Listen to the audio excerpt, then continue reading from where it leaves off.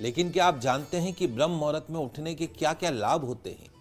तो आज आपके पसंदीदा शो गुड लक टिप्स में मैं आपको बताऊंगा ब्रह्म मुहूर्त में जागने के लाभ। तो जल्दी से कागज कलम लेकर बैठ जाइए और लिखते जाइएगा। चलिए शुरुआत करते हैं। रात के आखिरी प्रहर का तीसरा हिस्सा, रात के आखिरी प्रहर का तीसरा हिस्सा या सूर्योदय से 4 घड़ी पहले यानी सूर्योदय से लगभग 1.5 घंटे पूर्व ब्रह्म मुहूर्त होता है।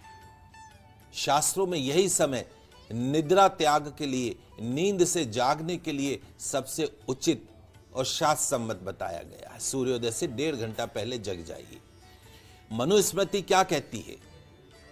मनुस्मृति कहती है प्रातःकाल की निद्रा, अगर आप सुबह के समय सोते रहते हैं तो आपके जो अर्जित जो पुण्य कर्म है, सत्कर्म है, उनका भी नाश हो जाता है।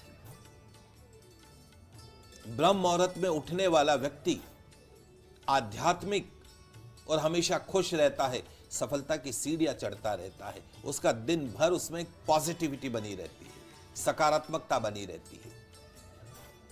वहीं ब्रह्म मुहूर्त में देव पूजा करने से धन की देवी मां लक्ष्मी खुश होती है, जिससे घर में धन वैभव की संपन्नता आती है। इसीलिए लोग सुबह जल्दी उठ के मंदिरों में दर्शन करने चले जाते हैं। और जो सुबह मंदिर में दर्शन करता है, कहते हैं हमारे जयपुर में गोविंद देव जी मंदिर के लिए, जो करे मंगला वो कभी ना हो कंगला। जो मंगला आरती करता हो व्यक्ति, सुबह ब्रह्म मुहूर्त वाली जो आरती करता हो, ब्रह्म आरती करता हो, वो कभी कंगला नहीं हो सकता है। ये ऐसे ही नहीं बताया गया है। और यही नहीं, जो व्यक्ति ब्रह्म मुहूर्त में जागता है, क्या आप जानते हैं कि उसे स्ट्रेस नहीं होता है, तनाव नहीं होता है। डायबिटीज वाले पेशेंट यदि ब्रह्म मुहूर्त में उठना शुरू कर दें तो उनकी डायबिटीज स्वतः ही खत्म हो जाएगी, दवाइयों की जरूरत ही नहीं। डिप्रेशन के पेशेंट ब्रह्म मुहूर्त में उठना शुरू कर दे तो डिप्रेशन उनके आसपास फटकता ही नहीं।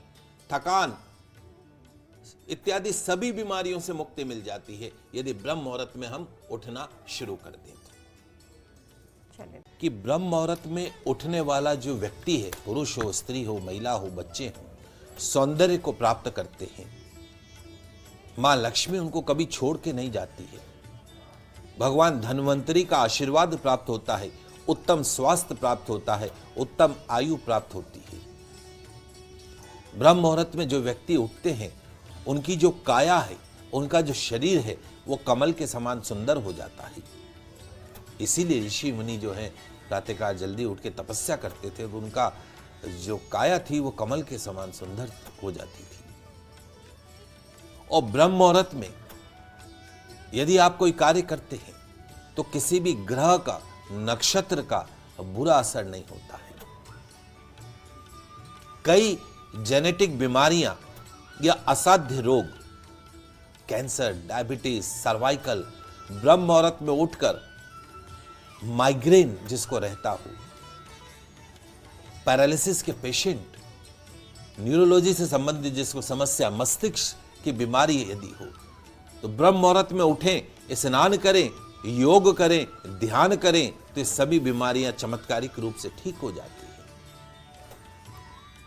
और क्या आप जानते हैं कि ब्रह्म मुहूर्त में दैविक शक्तियां जो है वो पृथ्वी लोक पर विचरण करती है। सुबह 4 बजे का लगभग समय होता है जब देवताओं की बारात निकलती है।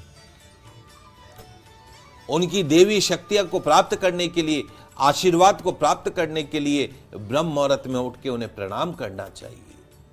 देवताओं का पूर्ण आशीर्वाद प्राप्त होता है।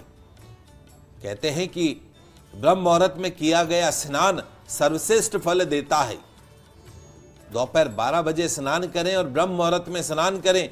जो व्यक्ति ब्रह्म मुहूर्त में स्नान करता है उसके जीवन में कभी उसको दुखों का सामना नहीं करना पड़ता है, और जो दोपहर में 12 बजे स्नान करता है उसे नाना प्रकार के दुखों का सामना करना पड़ता है।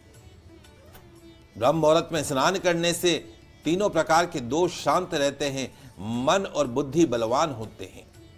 वहीं ब्रह्म मुहूर्त में तामसिक शक्तियां सुप्त अवस्था में होती है, मन और बुद्धि सकारात्मक होती है, ध्यान जल्दी लगता है। पढ़ने वाले बच्चों को तो विशेष तौर पे सुबह जल्दी उठ के पढ़ाई करनी चाहिए, कंपटीशन की तैयारी करनी चाहिए।